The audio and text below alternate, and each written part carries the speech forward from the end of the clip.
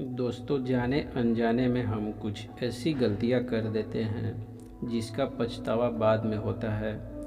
हमें जब अपनी गलतियां का एहसास होता है तब तक बहुत देर हो जाती है, तब तक हम बर्बाद हो चुके होते हैं। तो आखिर वो जीवन में कौन कौन सी गलतियां हैं जिसके बारे में हमें पता नहीं है, जो हमें बर्बाद कर रही है। आइए इस कहानी में आज यही बात करते हैं, इंसान की कौन कौन सी गलतियां हैं जो उन्हें बर्बाद कर रही है।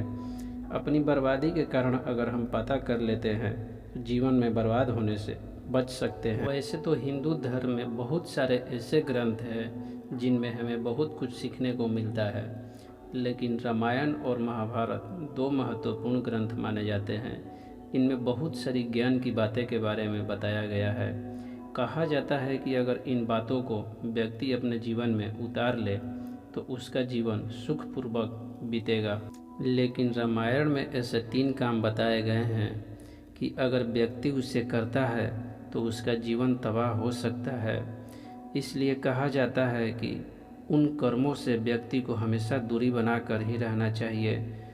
तो चलिए जानते हैं वो 3 काम क्या है। जो मनुष्य दूसरे की वस्तु हड़पने या चुराने का प्रयास करता है वह पापी माना जाता है। अगर कोई व्यक्ति छल से किसी दूसरे का धन चुराए या कोशिश करे तो उसके जीवन भी सभी पुण्य कर्म नष्ट हो जाते हैं, क्योंकि चोरी की हुई वस्तु से कभी किसी का भला नहीं हो सकता है, बल्कि एक न एक दिन उस व्यक्ति को नुकसान का ही सामना करना पड़ता है।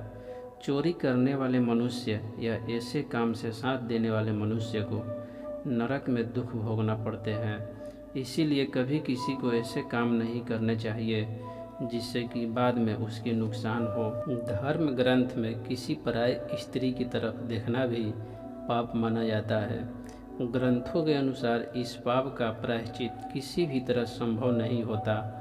अगर कोई व्यक्ति पराय स्त्री के साथ नाजायज़ संबंध बनाता है, उससे उसके बुरे परिणाम आज नहीं तो कल झेलने ही पड़ते हैं। पराय स्त्री के साथ समागम करने वाले मनुष्य को जयंती नामक नरक में अपनी पापों की सज़ा को भोगना पड़ता है। हमारे जीवन में बहुत सारे ऐसे दोस्त भी बनते हैं जिन पर हम बहुत ज़्यादा भरोसा कर लेते हैं, तो ऐसे में हमें कभी भी किसी का विश्वास नहीं तोड़ना चाहिए और न ही उनके साथ कभी धोखा करना चाहिए। ऐसे करने से भगवान भी हमसे रुष्ट हो जाते हैं और इस काम के फलस्वरूप हमें कई परेशानियां और दुखों का सामना करना पड़ता है।